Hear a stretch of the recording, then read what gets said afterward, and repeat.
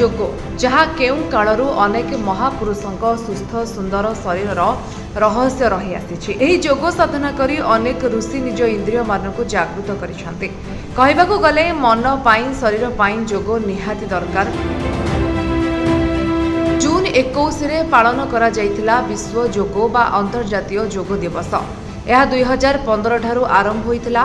ଯୋଗ ହେଉଛି ଶାରୀରିକ ମାନସିକ ଏବଂ ଆଧ୍ୟାତ୍ମିକ ଅଭ୍ୟାସର ଏକ ମିଶ୍ରଣ। ତେବେ ଯୋଗ ଆସନ କେବଳ ଶରୀରକୁ ଶକ୍ତି ଯୋଗାଏ ନାହିଁ, ବରଂ ମାନସିକ ସ୍ତରରେ ମଧ୍ୟ ସୁସ୍ଥ ରଖେ। ଆଜି ଜାଣିବା ଏହି ଯୋଗର ଉପକାରିତା କ'ଣ ଏବଂ ଯୋଗ ପୂର୍ବରୁ ଏବଂ ପରେ ଆପଣଙ୍କୁ କ'ଣ ଖାଇବା ଦରକାର।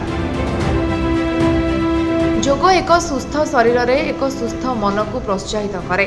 ଯଦି ଆପଣ ନିୟମିତ ଭାବରେ ଯୋଗ ଅଭ୍ୟାସ କରନ୍ତି ତେବେ ଆପଣ ଜାଣିପାରିବେ ଯେ କୌଣସି ଆସନକୁ ସଠିକ୍ ଭାବରେ କରିବାକୁ ହେଲେ ତା ପାଇଁ ଶରୀରରେ ଶକ୍ତିର ଆବଶ୍ୟକତା ପଡ଼ିଥାଏ। ଅଧିକାଂଶ ଲୋକ ପ୍ରକୃତରେ ଯୋଗ ସମୟରେ କିଛି ଖାଇବାକୁ ପସନ୍ଦ କରନ୍ତି ନାହିଁ, କାରଣ ଖାଇବା ପରେ ସେମାନେ ଆସନ କରିବା ସମୟରେ ଅସହଜ ଅନୁଭବ କରନ୍ତି। କିନ୍ତୁ ଯୋଗ ଅଭ୍ୟାସ କରିବା ପୂର୍ବରୁ ଅତି କମରେ 2-3 ଘଣ୍ଟା ପୂର୍ବରୁ ଖାଦ୍ୟ ଖାଇବା ଆବଶ୍ୟକ। ତେବେ ଯୋଗ ପୂର୍ବରୁ ଏବଂ ପରେ କ'ଣ ଖାଇବା ଉଚିତ, ଆସନ୍ତୁ ଜାଣିବା ଏହି ଭିଡିଓରେ। ପ୍ରୋଟିନ୍ ଯୁକ୍ତ ଖାଦ୍ୟରେ ଭରପୁର ଦହି, ଡ୍ରାଏଡ୍ ଫ୍ରୁଟ୍ସ, ଦଲିଆ, ଫଳ ଅର୍ଥାତ୍ ହାଲକା ଖାଦ୍ୟ ଖାଇବା ଦରକାର।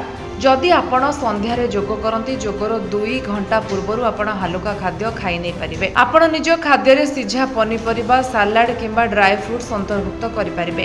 ଏହା ଶରୀରକୁ ଶକ୍ତି ଯୋଗାଇଥାଏ। ତେବେ ଯୋଗ ପରେ ମଧ୍ୟ ହଠାତ୍ ଖାଦ୍ୟ ଖାଇବା ଉଚିତ ନୁହେଁ। ଯୋଗ କରିବାର 30 କିମ୍ବା 40 ମିନିଟ୍ ପର୍ଯ୍ୟନ୍ତ ପାଣି ପିଅନ୍ତୁ ନାହିଁ। ଯୋଗ କରିବାର କିଛି ସମୟ ପରେ କିଛି ତାଜା ଫଳ କିମ୍ବା ପନିପରିବା, ସାଲାଡ୍ ପରି ପୁଷ୍ଟିକର ଖାଦ୍ୟ ଖାଆନ୍ତୁ। ତେବେ କେବଳ ଯୋଗ ଦିବସରେ ନୁହେଁ, ସ୍ୱାସ୍ଥ୍ୟ ଯେହେତୁ ମଣିଷର ବଡ଼ ସମ୍ପଦ, ତେଣୁ ନିଜ ଶରୀର ପାଇଁ ମଣିଷକୁ ପ୍ରତ୍ୟେକ ଦିନ ଯୋଗ କରିବା ଦରକାର। ଏହା ଶରୀରରେ ଅନେକ ପରିବର୍ତ୍ତନ ଆଣିଥାଏ। ଆପଣ ଯେକୌଣସି ପ୍ରକାରର ବ୍ୟାୟାମ କରନ୍ତୁ, ଏହା କେବଳ ଶାରୀରିକ ଲାଭ ପ୍ରଦାନ କରିନଥାଏ, ମାନସିକ ଶାନ୍ତି ମଧ୍ୟ ପ୍ରଦାନ କରିଥାଏ। ମଣିଷକୁ ନିଷ୍ପତ୍ତି ନେବାରେ ମଧ୍ୟ ସାହାଯ୍ୟ କରିଥାଏ ଏହି ଯୋଗ। ତେବେ ଯୋଗ ଆପଣ ଘଣ୍ଟାରୁ 45 ମିନିଟ୍ କରିପାରିବେ। ଶରୀରକୁ ଏହା ନୁହେଁ, ମନକୁ ମଧ୍ୟ ସୁସ୍ଥ ରଖିଥାଏ ଯୋଗ। ପ୍ରାଚୀନ କାଳରେ ଲୋକେ ଔଷଧ ନୁହେଁ, ଏହି ଯୋଗ ଅଭ୍ୟାସ କରି ଅନେକ ରୋଗ ଦୂର କରିବା ସହିତ ଅନେକ ଦିନ ବଞ୍ଚି ରହୁଥିଲେ।